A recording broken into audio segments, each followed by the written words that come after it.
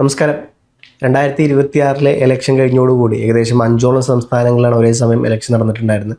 അതിൽ തമിഴ്നാട്, അതുപോലെ തന്നെ കേരള, അസം, വെസ്റ്റ് ബംഗാൾ അടക്കമുള്ള പല സംസ്ഥാനങ്ങളിലും ഇലക്ഷൻ നടന്നിരുന്നു.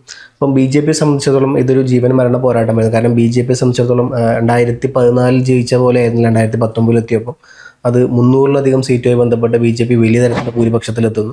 അതുകൊണ്ട് തന്നെ സ്വന്തം നിലയ്ക്ക് തീരുമാനങ്ങൾ എടുക്കാൻ പറ്റുന്ന ഒരു ദേശീയ പാർട്ടിയായിട്ട് തന്നെ BJP എക്കാലത്തും 2014-ലും അതുപോലെ തന്നെ 2019-ലും BJPക്ക് സാധിച്ചു. പക്ഷേ 2024 എത്തുമ്പോൾ കേവല ഭൂരിപക്ഷം തേക്കാൻ പറ്റാത്ത അവസ്ഥയിലായിരുന്നു BJP. അതുകൊണ്ട് തന്നെ സ്വാഭാവികമായിട്ടും തെലുങ്ക് ദേശം പാർട്ടിയുടെയും JDUവിൻ്റെയൊക്കെ നിതീഷ് കുമാറിൻ്റെ JDUവിൻ്റെയൊക്കെ സപ്പോർട്ടോട് കൂടിയാണ് കേന്ദ്രത്തിൽ ഭരിച്ചിരുന്നത്. 2026 ഇലക്ഷനിൽ ഉണ്ടായ മറ്റൊരു സംഭവം, 2026 ഇലക്ഷനിൽ തമിഴ്നാട്ടിൽ ആരും പ്രതീക്ഷിക്കാത്ത ഏകദേശം 60 വർഷത്തെ നീണ്ട 60 വർഷം എന്ന് പറയുമ്പോൾ ഏകദേശം 6 പതിറ്റാണ്ട് തമിഴ്നാട് അടക്കി ഭരിച്ചിരുന്ന ദ്രാവിഡ പാർട്ടികൾ, അതിപ്പം DMK ദ്രാവിഡ മുന്നേറ്റ കഴകം ആണെങ്കിൽ ശരി, AIDMK ആണെങ്കിലും ശരി, അപ്പം ഇത്തരത്തിൽ കൃത്യമായി ദ്രവീഡിയൻ കൾച്ചർ ഫോളോ ചെയ്തിരുന്ന തമിഴ്നാട്ടിൽ പെട്ടെന്ന് TVK എന്ന് പറയുന്ന പ്രത്യേകിച്ച് ഒരു ഐഡിയോളജി ഇല്ലാത്ത എന്നാൽ യുവാക്കളുടെ സപ്പോർട്ടോട് കൂടി കയറി വന്ന വിജയ്ക്ക് ഏകദേശം 108 സീറ്റുമായി ബന്ധപ്പെട്ട് ഭൂരിപക്ഷത്തിലെത്താൻ പറ്റുന്നു. അപ്പോഴും കേവല ഭൂരിപക്ഷമായ 118 എത്താൻ സാധിച്ചിരുന്നു. പിന്നീട് CPM-ഉം ലീഗും കോൺഗ്രസും അടക്കമുള്ള പല പാർട്ടികളുടെ സപ്പോർട്ടോട് കൂടി വിജയ് ഭരിക്കുന്നു. അപ്പം അത്രയും കാലം തമിഴ്നാട് രാഷ്ട്രീയത്തിൽ എക്കാലത്തും ഈ പറഞ്ഞ DMK-യുടെ നേതാവായ സ്റ്റാലിൻ, MK സ്റ്റാലിൻ, മുത്തുവേൽ കരുണാനിധി സ്റ്റാലിൻ എപ്പോഴും സപ്പോർട്ട് ചെയ്തിരുന്നത് രാഹുൽ ഗാന്ധിയായിരുന്നു ഇന്ത്യ മുന്നണിയിൽ. രാഹുൽ ഗാന്ധി പലപ്പോഴും പറയാറുള്ളത് മൈ ബിഗ് ബ്രദർ എന്നുള്ള രീതിയിലാണ് പലപ്പോഴും ഈ പറഞ്ഞ പോലെ DMK നേതാവിനെ രാഹുൽ ഗാന്ധി ഉപമിക്കാറുള്ളത്. തമിഴ്നാട് ഇലക്ഷനിൽ വരുമ്പോൾ പോലും പലപ്പോഴും ഇത്തരത്തിലുള്ള സാഹോദര്യ ബന്ധത്തെക്കുറിച്ച് അവർ പരസ്പരം പറയാറുണ്ടായിരുന്നു. എന്തിനേറെ പറയുന്നു, തമിഴ്നാട്ടിലോട്ട് ഈ പറഞ്ഞ പോലെ രാഹുൽ ഗാന്ധി വന്നപ്പോൾ തമിഴ്നാട്ടിൽ നിന്ന് തന്നെ ഒരു മിഠായിയൊക്കെ കൊടുത്ത് ഇത്തരത്തിലുള്ള വലിയ തരത്തിലുള്ള ബന്ധം ഉണ്ടായിരുന്ന ഒരു പാർട്ടിയായിരുന്നു DMK-യും കോൺഗ്രസും, അല്ലെങ്കിൽ DMK ഇന്ത്യ മുന്നണിയായിട്ട്. ഏകദേശം 39ഓളം ലോക്സഭാ സീറ്റുകളാണ് തമിഴ്നാട്ടിലുള്ളത്. അതുകൊണ്ട് തന്നെ അവിടെ BJPക്ക് ഒരൊറ്റ സീറ്റ് പോലും കിട്ടാത്ത രീതിയിൽ തൂത്തുവാരുകയും ചെയ്തായിരുന്നു DMK-യുടെ ഇന്ത്യ മുന്നണി. എന്നിരുന്നാലും 2026 ഇലക്ഷനോടുകൂടി വിജയിക്കുന്നു. പെട്ടെന്ന് ഇന്ത്യ മുന്നണിയിലെ പ്രമുഖ പാർട്ടിയായ 99 സീറ്റുള്ള കോൺഗ്രസ് മുന്നണി മാറി ഇത്തരത്തിൽ TVKക്ക് സപ്പോർട്ട് കൊടുക്കുന്നു. അതോടുകൂടി ഇത്രയും കാലം സഹോദര എന്ന് വിളിച്ചിരുന്ന രാഹുൽ ഗാന്ധിയുമായി ഈ പറഞ്ഞ പോലെ DMK-യുടെ നേതാവ് സ്റ്റാലിൻ തെറ്റിപ്പിരിയുന്നു. പിന്നീട് പാർലമെൻറ്റ് സ്പീക്കർക്ക് കത്ത് കൊടുക്കുന്നു. ഇനി ലോക്സഭയിൽ തങ്ങൾ ഒറ്റയ്ക്കിരിക്കും, ഇന്ത്യ മുന്നണിയുടെ ഭാഗമല്ല എന്നുള്ളത് ഔദ്യോഗികമായി പറയുന്നു. ഇപ്പോൾ ഏറ്റവും പുതുതായി ഈ പറഞ്ഞ പോലെ വിദ്യാർത്ഥി പ്രക്ഷോഭത്തിൽ പാർലമെൻറ്റിൽ ഇന്ത്യ മുന്നണി ഒരു പ്രമേയം കൊണ്ടുവരുന്നു.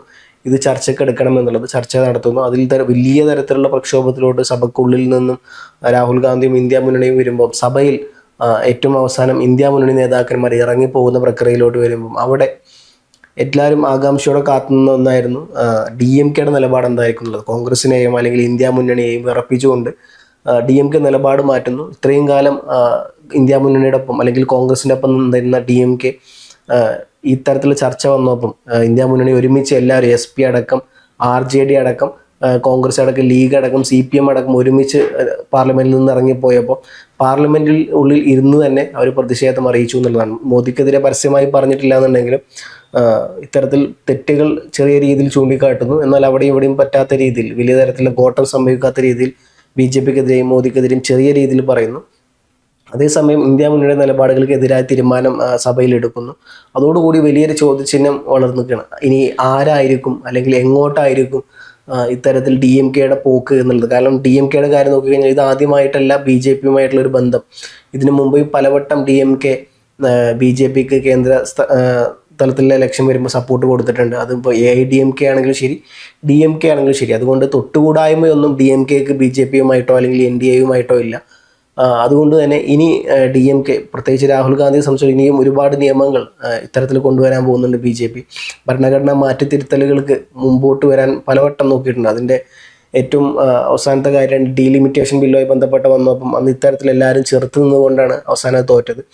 ഇപ്പം പ്രത്യേകിച്ച് ദേശീയ തലത്തിൽ തൃണമൂൽ കോൺഗ്രസും അതുപോലെ തന്നെ ആം ആദ്മി പാർട്ടിയും NCPയും ശിവസേനയും എല്ലാം പിളർന്ന് നല്ലൊരു വിഭാഗം MP-മാരും BJPയുടെ കൂടെ പോയ സ്ഥിതിക്ക് കേവല ഭൂരിപക്ഷത്തിൽ അല്ലെങ്കിൽ ഇനി കുറച്ച് സപ്പോർട്ട് കൂടി കിട്ടിക്കഴിഞ്ഞാൽ ഏത് തരത്തിലുള്ള ബില്ലും പാർലമെൻറ്റിൽ BJP സുഖമായി പാസ്സാക്കാൻ പറ്റും. അതിനിടയിലാണ് ഇത്തരത്തിൽ ഇടഞ്ഞു നിൽക്കുന്ന DMK കൂടി BJP കൂട്ടുപിടിക്കുമോ എന്ന് വലിയ തരത്തിലുള്ള ചർച്ച നടക്കുന്നതിൻ്റെ ഇടയിലാണ് DMK ഇത്തരത്തിലുള്ള നിലപാട് പാർലമെൻറ്റിൽ സ്വീകരിക്കുന്നത്. അതുകൊണ്ട് തന്നെ ഇത് ഏറ്റവും വലിയ തിരിച്ചടിയാകാൻ പോകുന്നത് രാഹുൽ ഗാന്ധി കൂടി വരും. കാരണം ഇത്രയും കാലം മൈ ബ്രിഗ് ബ്രദർ അല്ലെങ്കിൽ എന്താ വലിയ സഹോദരൻ, വലിയ ജ്യേഷ്ഠൻ എന്നുള്ള രീതിയിൽ പലപ്പോഴും ഈ പറഞ്ഞ പോലെ സ്റ്റാലിനെ രാഹുൽ ഗാന്ധി അഭിസംബോധന ചെയ്തിട്ടുള്ളത്. അതുകൊണ്ട് ഇനി ഏത് തരത്തിലുള്ള അഭിസംബോധനയാകും എന്നുള്ളത് എല്ലാവരും ആകാംക്ഷയോടെ കാത്തു നിൽക്കുന്ന ഒന്നാണ്. പ്രത്യേകിച്ച് ഇനിയും വീണ്ടും ഡീലിമിറ്റേഷൻ ബില്ലും പലതരത്തിലുള്ള ബില്ലുകളായി കൊണ്ടുവരാൻ BJP ഒരുപാട് ചാൻസ് ഉണ്ട്. 1 നേഷൻ 1 ഇലക്ഷൻ പോലത്തെ പല പദ്ധതികളും BJPക്കുള്ളിലുണ്ട്. അത് 2019 പാസ്സാക്കി 2030 അങ്ങോട്ട് 34 മുതലുള്ള പല ഇലക്ഷനുകളും ഇംപ്ലിമെൻറ്റ് ചെയ്യാൻ BJPക്ക് വലിയ തരത്തിലുള്ള ആഗ്രഹമുണ്ട്. അതിൻ്റെ ഭാഗമായി വലിയ തരത്തിലുള്ള ഭൂരിപക്ഷം പാർലമെൻറ്റിൽ വേണം. നിലവിലെ അവസ്ഥയിൽ അത് പരിതാപകരമാണ്. അതുകൊണ്ട് DMK ഇനി എന്ത് നിലപാടെടുക്കും എന്നുള്ളത് വളരെയേറെ ഗൗരവമേറിയ ഒരു വിഷയം തന്നെയാണ്. എന്തായാലും വരും ദിവസങ്ങളിൽ കാത്തിരുന്ന് കാണാം ഇതുമായി ബന്ധപ്പെട്ട് DMK ഇനി എന്ത് നിലപാട് എടുക്കും എന്നുള്ളത്. ഇത്രയും കാലം കോൺഗ്രസിൻ്റെ കൂടെ നിന്ന DMK, ഇന്ത്യ മുന്നണിയുടെ ഭാഗമായി നിന്ന DMK പെട്ടെന്ന് ഇന്നലെ കണ്ട രാഷ്ട്രീയത്തിൽ വിജയിച്ച് കയറിയ വിജയുടെ കൂടെ ചാടുന്ന കോൺഗ്രസിനെ വിശ്വസിക്കാൻ പറ്റില്ല എന്നുള്ളത് ഔദ്യോഗികമായി തന്നെ മനസ്സിലാക്കിയിരിക്കുന്നു. അപ്പം ഇനി DMK എന്ത് നിലപാടെടുക്കും എന്നുള്ളതും BJPയിലോട്ട് പോകുമ്പോൾ ഇത്തരത്തിലുള്ള ആര്യ ദ്രാവിഡ കൾച്ചറുകൾ തമ്മിലൊരു കോൺഫ്ലിക്റ്റ് വന്നു കഴിഞ്ഞാൽ അവിടെ എന്താകും എന്നുള്ളതും, അതുപോലെ തന്നെ 1 നേഷൻ 1 ലാംഗ്വേജ് പോലത്തെ BJPയുടെ പല പദ്ധതികൾ ഹിന്ദി അടിച്ചമർത്താൻ പല സ്റ്റേറ്റുകളും കർണാടകയിലും പല സ്റ്റേറ്റുകളും ശ്രമിച്ചിട്ടുണ്ടായിരുന്നു. അതിന് അതിശക്തമായി എതിർത്ത സംസ്ഥാനങ്ങളൊന്നാണ് കർണാടകയും തമിഴ്നാടല്ല. അപ്പോൾ ഇത്തരത്തിലുള്ള ഒരു പാർട്ടിയുമായി ഇനി DMK കൈ കോർത്താൽ തന്നെ അത് താഴെത്തട്ടുള്ള നേതാക്കന്മാർക്ക് അല്ലെങ്കിൽ അനുയായികൾക്ക് അംഗീകരിക്കപ്പെടാൻ പറ്റുമോ ഇല്ലയോ എന്നുള്ള ഒരുപാട് ചോദ്യചിഹ്നങ്ങൾ എന്തായാലും വരും ദിവസങ്ങളിൽ കാത്തിരിക്കുന്നത് കാണാം. ഏതൊക്കെ തരത്തിലായിരിക്കും ഇനി DMK നിലപാടെടുക്കുക എന്നുള്ളത്.